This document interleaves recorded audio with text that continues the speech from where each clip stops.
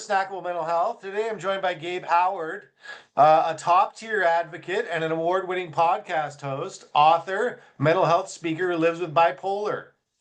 In 2003, he spent some time in a psychiatric hospital, and it was a turning point for him that pushed him towards becoming one of the one of the best, most honest, funniest, and accessible voices in the mental health universe. He hosts the Inside Mental Health podcast on Healthline and wrote Mental Illness is an Asshole and Other Observations, which we'll get to. His work's been featured on major networks and in top publications, and he's spoken everywhere from dive bars to Oxford University. Gabe, thanks so much for being here. I've got a lot of canned questions for you. Awesome, awesome. Well, ask me anything, and thank you for taking the time today. I really really appreciate it. It means a lot. Absolutely. Well, as soon as I found out you had interviewed Alanis Morissette, I wanted to get to know you. She's my second favorite artist. Wait. Who's the first? You probably haven't heard of him. His name's Matthew Good. He's a Matthew? he's a musician out of BC, British Columbia, Canada. He's Oh been in no, yeah, he's that's awesome. Though. I mean, if he's folk better than rock. Alanis Morissette, I Yeah, will look I him don't know. up. I wouldn't say I don't know about better, but maybe different types of music, I would say. Fair enough. Fair Yeah. enough. Fair enough. So I normally ask this of all of my guests is to open up that big can of worms is how's your mental health?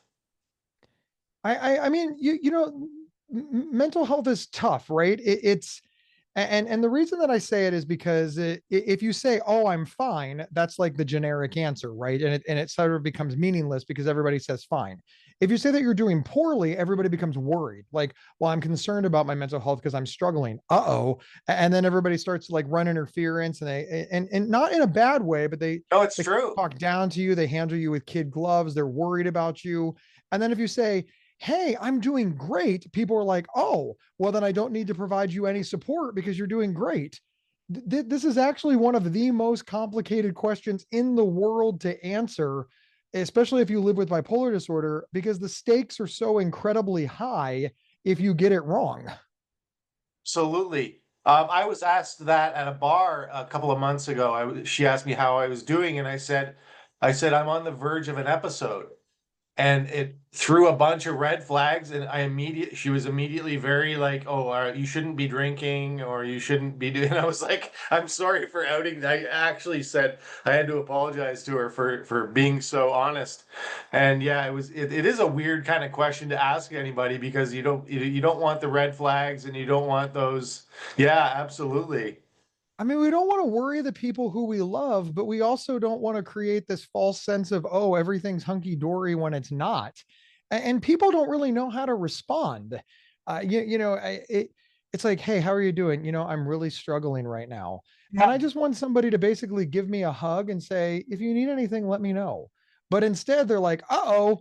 And yeah, all kinds of not so great things can happen from the panic. So we do need 12 hugs a day. I'm unsure if you know that prescription, but wellness officials have said 12 hugs a day is our minimum to keep us 12 going. hugs a day. 12 Wow, hugs a I'm day. nowhere near the 12 hug mark. Well, you just got a big one from Pepe, so that's good. Ah. Yeah, Peppy is wonderful. Peppy's my dog, just in So case anybody wants to know. let's dive into some questions about bipolar. I have been diagnosed, and I've been diagnosed with everything. So including the main one they're settling on right now is schizoaffective disorder, Okay. which is schizophrenia and bipolar.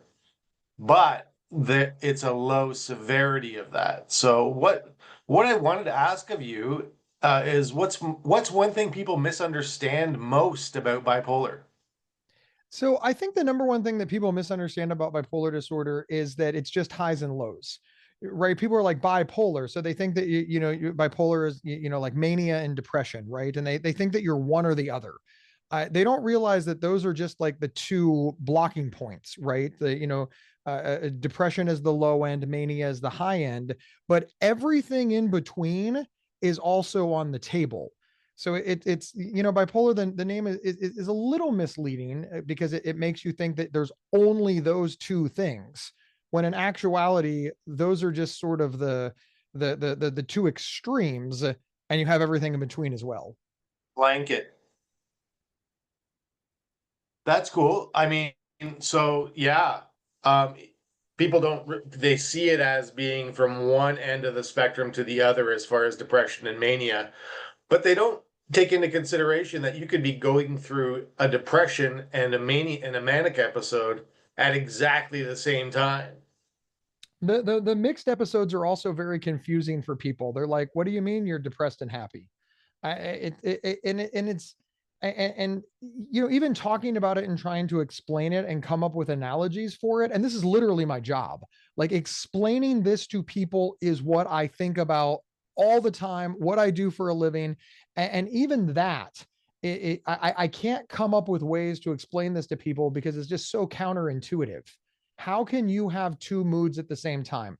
And what I always say to people is, if you're having this much trouble understanding it, and I'm having this much trouble coming up in an analogy to explain it to you, imagine how difficult it is to go through it, to live with it. Live I it. mean, it's tragic. All right. Absolutely. What's the first moment what moment in your life, as opposed to the experience in a psych ward, what first made you say I need to tell my story? So there's a lot of things that happened to me along the way. First off, I did not see this coming. Right. No, I'm very fond of saying that, right now in 2025, we are debating whether or not we need more mental health education. And we do. We absolutely do. And if you think that we need more mental health education in 2025, you can only imagine how much mental health education we had in 1980, in 1990, absolutely. A good and one. That's 2000. good. Yeah, yeah.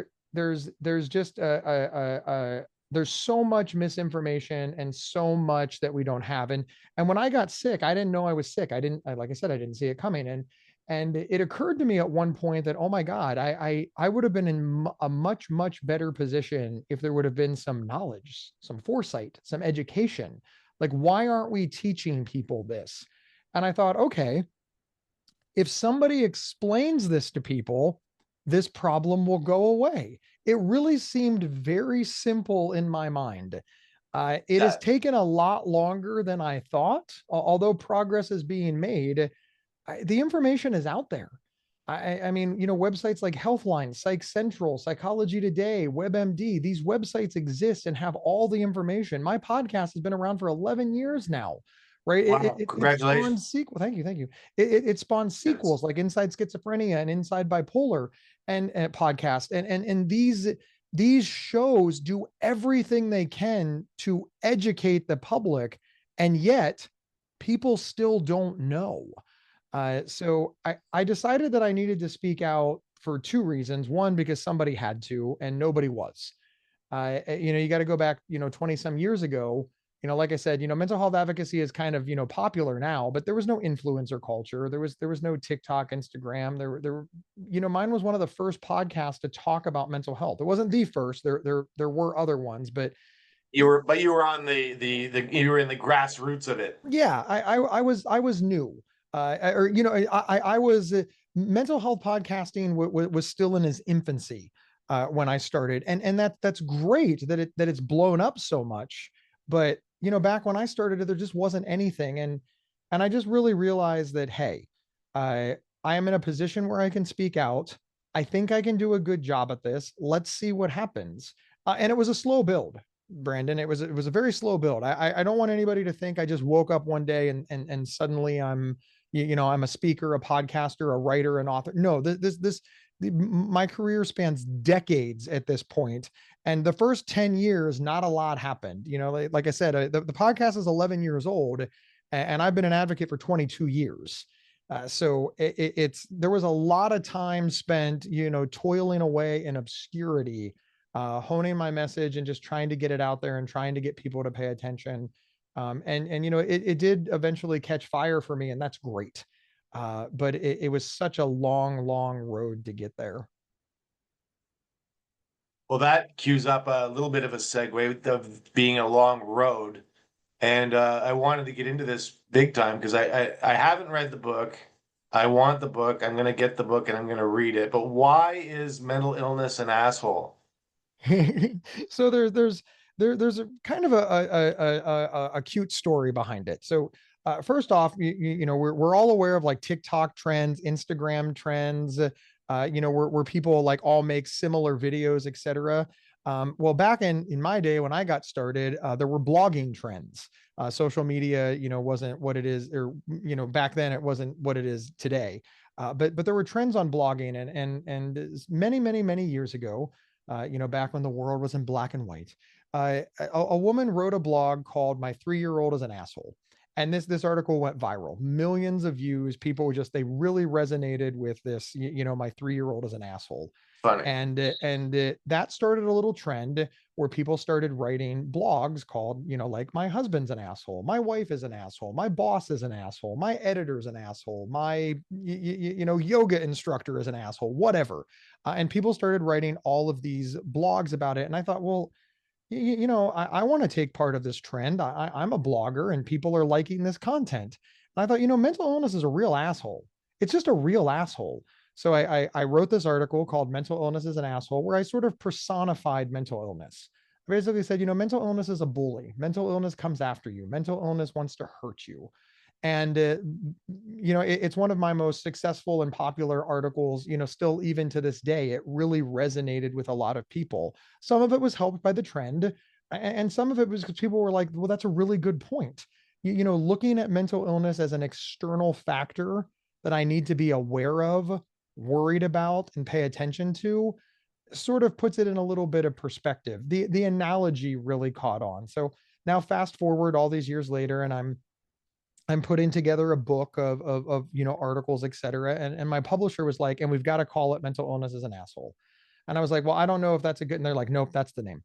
And I was like, okay, Love it. okay, you know what you're doing. They So they they yeah, they forced you into keeping the title. yeah. The rest is history, as they say. And it's been a great name. I was a little worried about it, honestly, because I was afraid my grandmother would be mad. But my grandmother loves the title, and she's like, "Of course they want that title. That if Dennis I Leary saw would that in be Walmart, I'd buy it. That's right. Dennis Leary would be really happy for you. Yes, Dennis Leary, because he's an asshole. I'm an asshole. I love Dennis Leary. What's the fun? Speaking of guys like that, what's the funniest thing that you can remember that happened to you during your advocacy? Do you have Oh man, anything? there's funny things that happen. There's a lot. I've had a great career. I think one of the funniest things, at least in my mind, is I went to an event and a woman was so excited to see me, and she was just like super excited. She was a huge fan of the podcast. She was a huge fan of my writing. She was a huge fan of things that she'd seen online, interviews, etc. And she asked if she could take a selfie, and I said yes. And she took the selfie and she goes, I've never met anybody famous before. And I was like, oh, and you still haven't. And it just struck me as so funny because, in my mind, famous people are Alanis Morissette, are Dennis That's right. Leary, are like movie stars. And, Yeah, but it was funny because she thought I was famous, but it was also kind of like validating because as far as she was concerned, I was somebody. And so it's both a sweet story, a validating story, and it's just kind of a funny story because it strikes me as funny that anybody would think that a mental health advocate from Ohio is famous. But that's in the right. right circles, I guess I have some cachet. That's why I'm trying to keep mine Canadian because there's a lot of advocates coming out of the States right now, so I'm staying Canadian. So let's go with yeah. Let's what keeps you hopeful on the hard days, Gabe? It's my friends, my family, events that I have to look forward to. And if I'm being really honest and leveling with you and your audience, it's not even the friends and family. I do think that my support system plays a role. I don't want to dismiss them completely, That's but big. honestly, it's looking forward to things. I work really hard to make sure that I always have something coming up, right? I always have concert tickets. I always have, movie tickets. I always have tickets to a play, to a conference, to something. So when it's a really, really hard day and I'm just like, is this even worth it? It's like, well, you're going to Oasis. Oh, that's a good point. I really love that band. Or, you're going to see Alanis Morissette in 3 months. Well, that's true. I do like that. Or, the new Star Wars movie comes out, and remember, you've got opening night tickets. Okay, you're Keep right. You're keep right. looking forward to things. Exactly. I think that sometimes we get bogged down in this. I have nothing to do and nothing to look forward to, and it's never going to get better. And I think our brains, or at least my brain, really does a good job of exploiting that. It's like, oh, Gabe feels sad. Let's make him feel extra sad. And the only thing that I've really found that helps with that is saying, well, I'm sad today, but you know what? I'm not going to be sad when Avril Lavigne hits the stage. And that's That's going to right. happen in 5 months. And that helps. It helps drown out the noise. Nice. Um, that's beautiful. And I'm the same way. And going back to what we talked about before with as managing our feelings and our emotions and stuff. I got married this summer, and 3 weeks Yay, that which is congratulations. best day of my life, Gabe. It was incredible. An incredible day. Everybody I knew was there, including my wife. She showed Of up. course. Yay. And then 3 weeks later, my sister died. Oh So you no. want to talk about the bipolarness of life is that I was celebrating the wedding, still in the afterglow of that.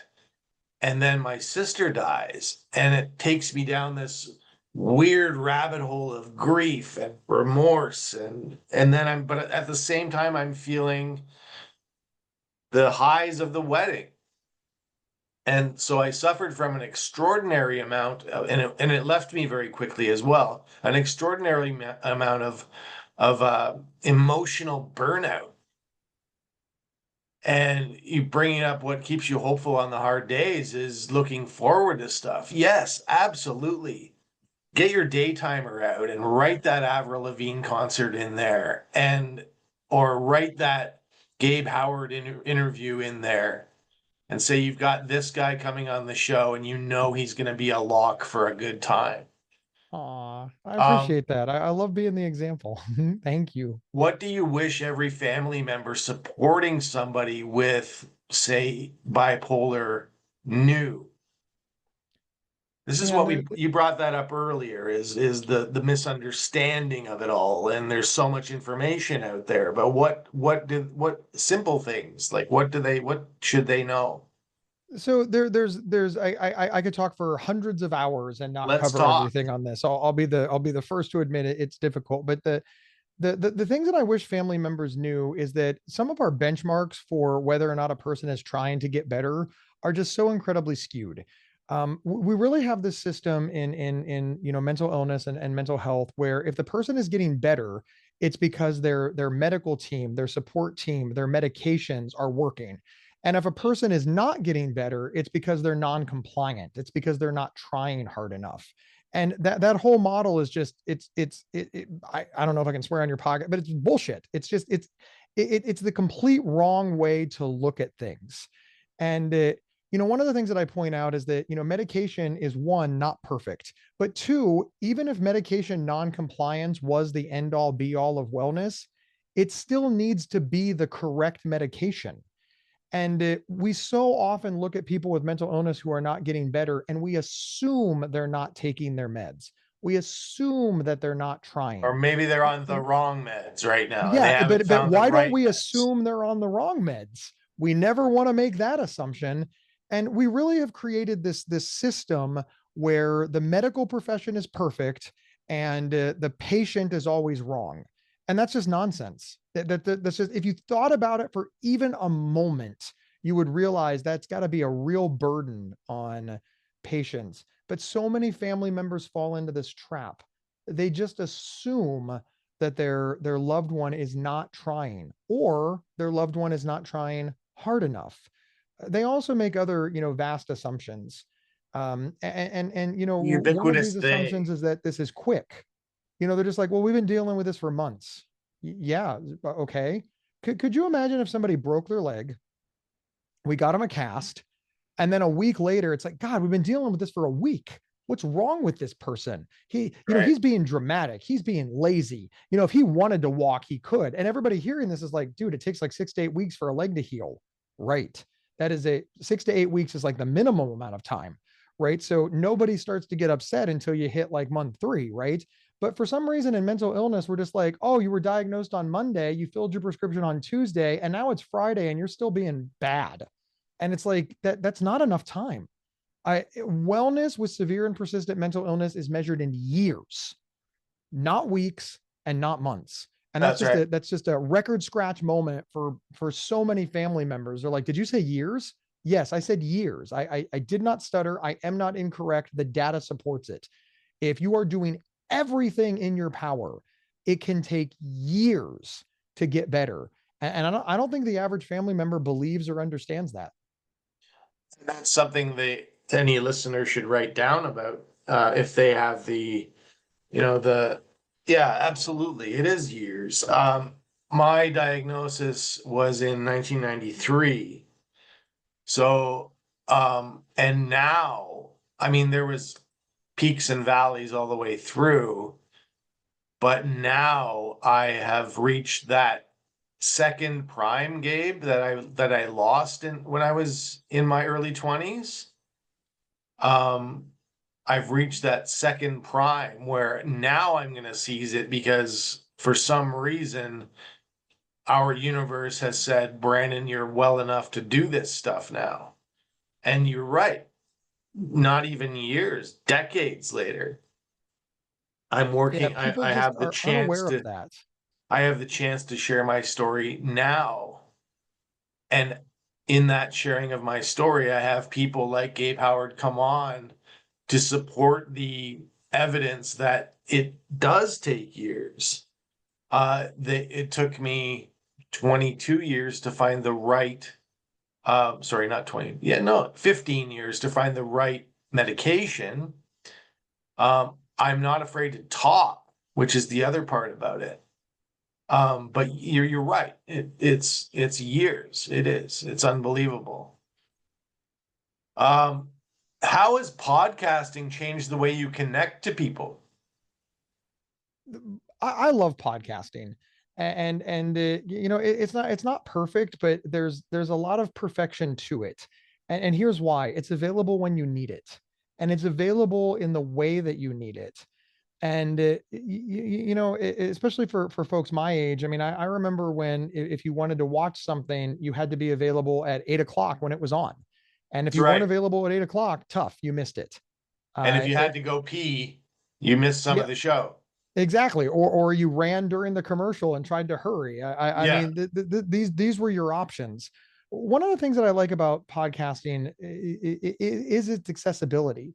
I have a lot of people that tell me that they save certain episodes and that when they're feeling, depressed or uninspired or hopeless, they listen to it, and then they save other episodes when they need like an energy boost, or they save parts of the show. They're just like, Gabe, the end of that show, you gave this like 5 minute speech about how we got to get up and get out there and keep trying and keep moving, and I just remember that so much. And sometimes when I'm like, I want to cancel my plans and stay home, I just load up minute 37 of this podcast and I listen to those 5 minutes, and it provides me with a boost. And other people are like, that part where you ranted about like needing to fix this, I was going to testify in front of the General Assembly, and I wanted to remember the talking points, and I wanted to remember I wanted to know that there was somebody who was behind me, so that when my voice cracked, I was like, no, I got a guy who believes in me. And when I get these emails, I'm like, wow, I didn't know I was making this kind of an impact. I was kind of putting out into the world and hoping for the best. And the best has come back. So the podcasting has really provided me with a way to get my message out, for better, for worse, whether you agree or it's disagree, easy. It's a game and get it changer. out there. Yeah. And it's largely free. And the reason I say it's largely free is because it is ad supported. I mean, you got to listen to some commercials. We get some sponsors. I mean, that kind of thing. But it's largely free. and it's easily accessible. I mean, whether it's on your computer, your phone, or wherever you get your podcasts, it's available on 1,800 platforms, and I just I believe in it, and it's been great for me. And honestly, if I can say this, I just social media scares me, and I don't understand it. And podcasting, I understand. It just I don't know. I feel a connection that I don't necessarily feel in like social media, and that makes me personally very happy. Wow, that's cool. Getting back to what we were talking about before, of it taking years to, come into your own or whatever the story is regarding your mental health diagnosis. What's the best piece of advice you've ever received about recovery?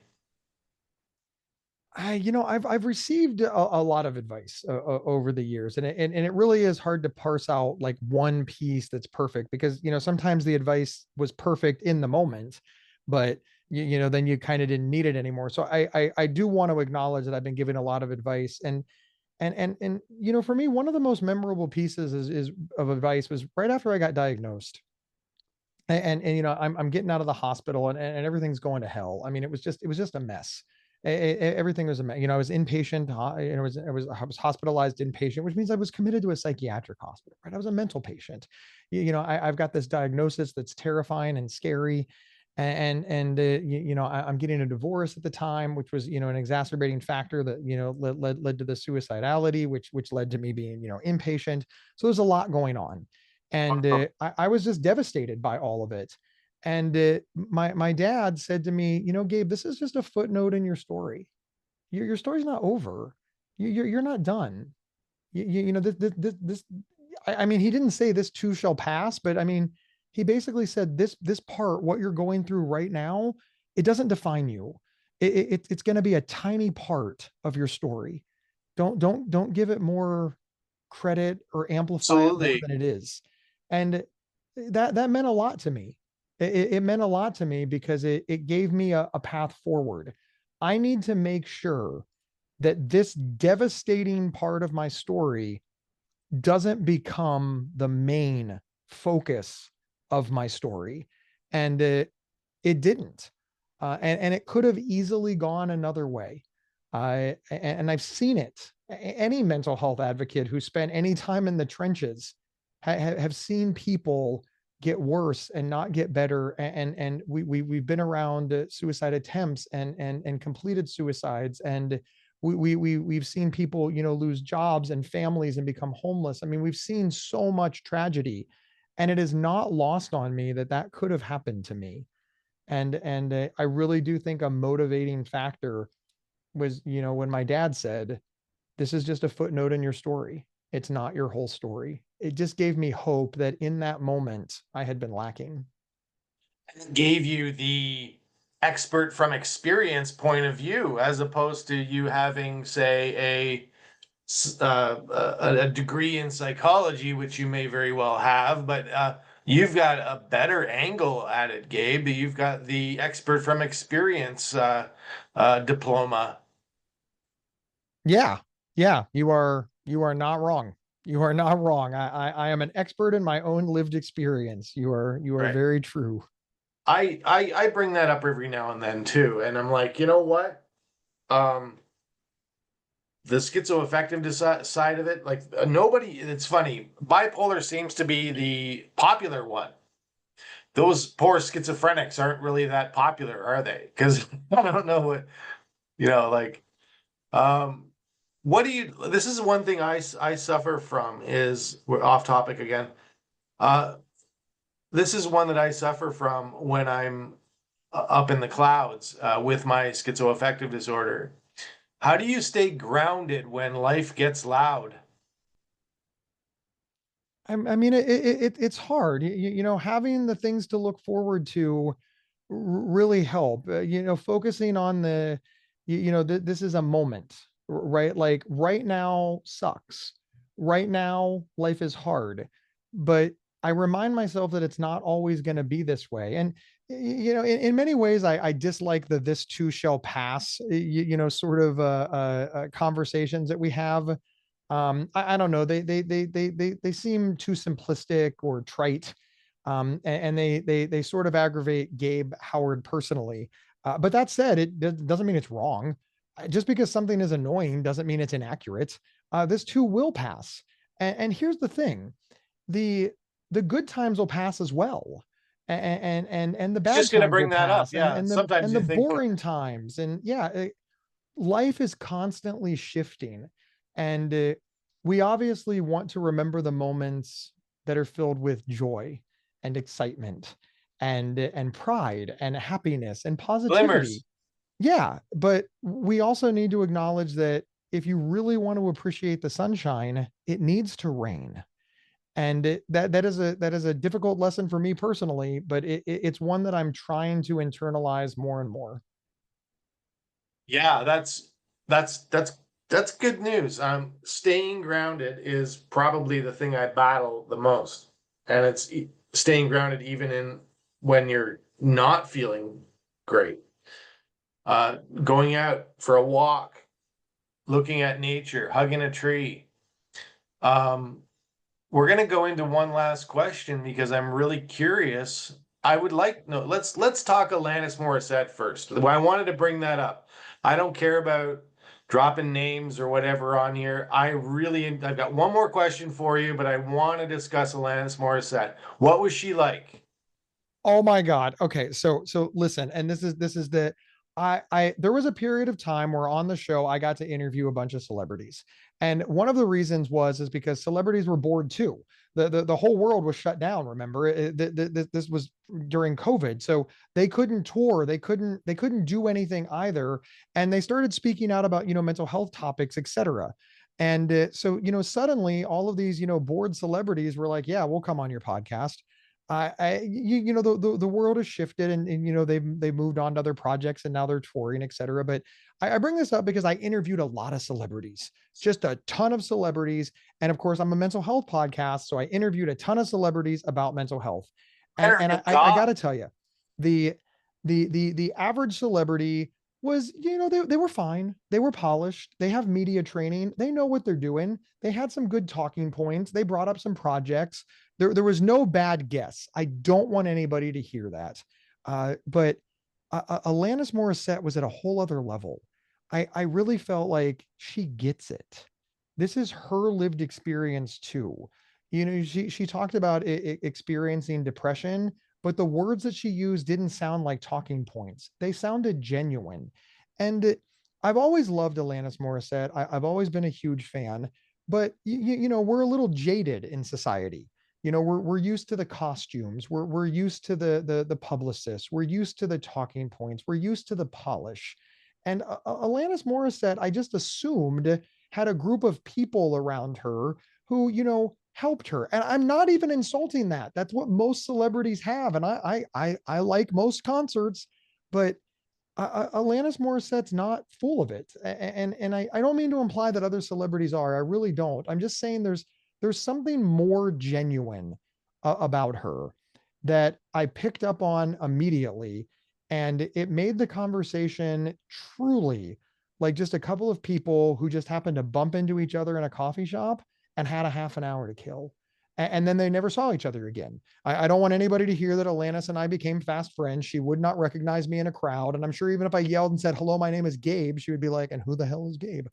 We did not become besties, but we've all had that conversation, like at an airport or on an airplane with a complete stranger that just had some impact and meaning. And then we never saw the person again. And that's how it felt talking to Alanis Morissette. Like she was a genuine, real, and caring person that had no reason to make shit up. And I loved it. I loved it. It was my favorite interview of the series. And I still hold that memory near and dear to my heart. That is something I would have loved to have experienced. I'm hoping to go down that road as soon as possible. But right now I've got Gabe Howard in front of me, and this is a pretty cool little set we're doing here.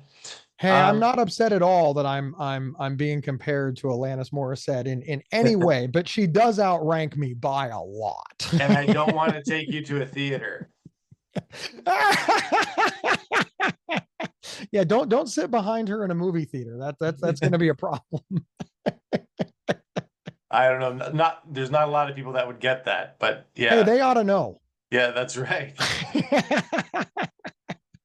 Okay, Gabe, we're gonna finish now with what's next for you in 2026? What are your plans for moving forward? I mean, so much more of the same, right? I do want to get another book out, but I sincerely doubt it's going to come out in 2026. But you never know. I could get my shit together and get it out. But I do want to write a follow up book, and I've got some ideas. You know, the podcast is going to continue. Inside Bipolar is doing extraordinarily well. Inside Mental Health continues to chug along.